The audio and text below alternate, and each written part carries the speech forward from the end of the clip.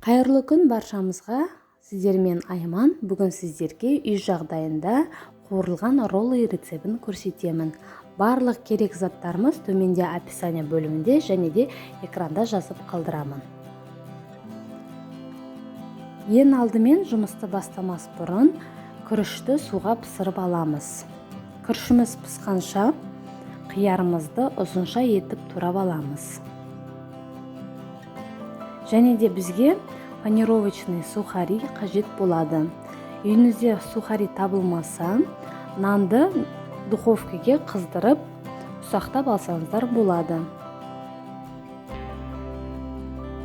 Қиярларымыз туралып болғаннан кейін қызыл балық немесе лосось, немесе кәдімгі балықты пайдалансаңыздар да болады. Тазалап, ұзынша етіп тураймыз. Балықты мүлде ұнатпасаңыздар, онда краб таяқшаларын балықтың орнына қосуға болады. Осындай қарапайым заттардан үй жағдайында қуырылған роллыды жасап көріңіздер. Жасалуы жеңіл және де аз уақыт кетеді. Күрішіміз пісқанша балықты да турап дайындап алдық. Ендігі қуыру үшін бізге 2 жұмыртқа қажет болады. Жұмыртқамызды жақсылап вилкамен араластырып аламыз. Кейінірек осы ыдыста роллыларымызды аунатамыз. Сол үшін үлкендеу ыдыс пайдаланған дұрыс болады. Мінекей күрішіміз пісті.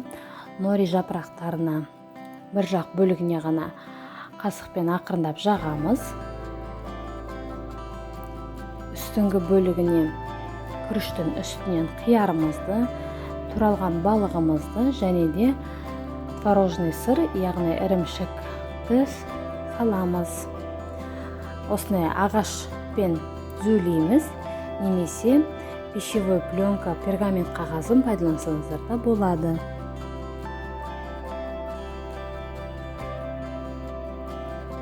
Күрішімізді тұзды суға 10-15 минуттай пісіріп алып, артына салқын сумен жуамыз.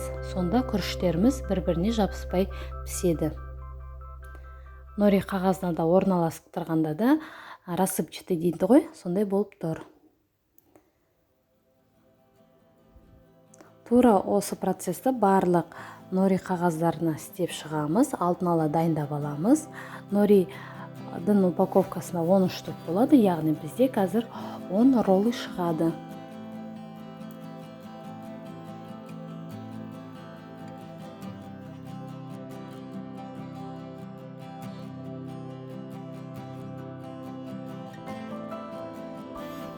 Және де, егерде сізде творожный сыр болмай қалған жағдайда, орнына майонез немесе қаймақты да пайдалансаңыз болады. Негізі творожный сырдың қоюлығы өте жақсы, дәмі де күшті болып шығады. Сол үшін барынша творожный сырды пайдалансаңыз дұрыс. Қасықпен жаққанша осылай целлофановый мешокқа орналастырып, қысып жасаған ыңғайлы.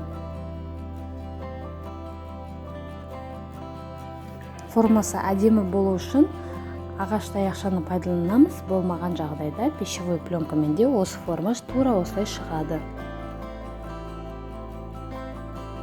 Өте епті қылып істеу керек, қағазымыз жыртылып кетпес үшін. Нори қағаздары.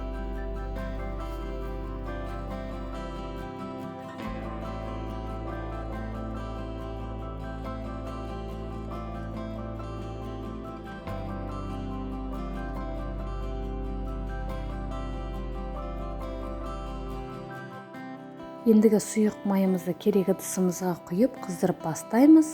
Майымыз қызғанша осылай роллыларды жұмыртқаға жан-жағын аунатып аламыз. Аунатып алғаннан кейін панировочный сухари, яғни нанның ұнтақтарына аунатамыз.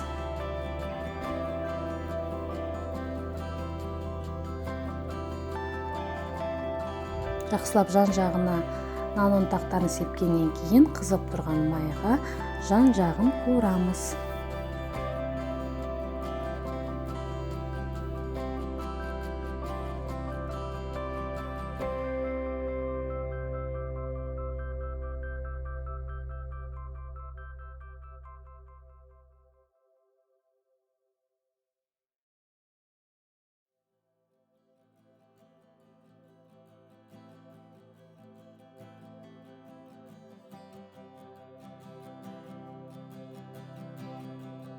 Мінекей тура осы процесстерді барлық норилармен жасап шығамыз. Үй жағдайында жасалынады және де жасалуы жеңіл. Барлықтарыңызға жасап көруге кеңес беремін.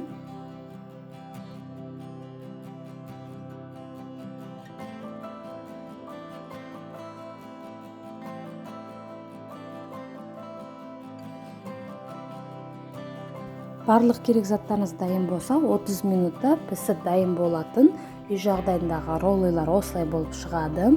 Қалауыңыз бойынша осылай турағаннан кейін бетіне тағы да творожный сыр салсаңыздар болады. Және де соевый соусты пайдаланып, яғни малып жесеңіздер де дәмді. Сіздермен болған Айман. Арнама тіркеліп, пікір қалдыруды ұмытпаңыздар. Міндетті түрде жасап көріңіздер.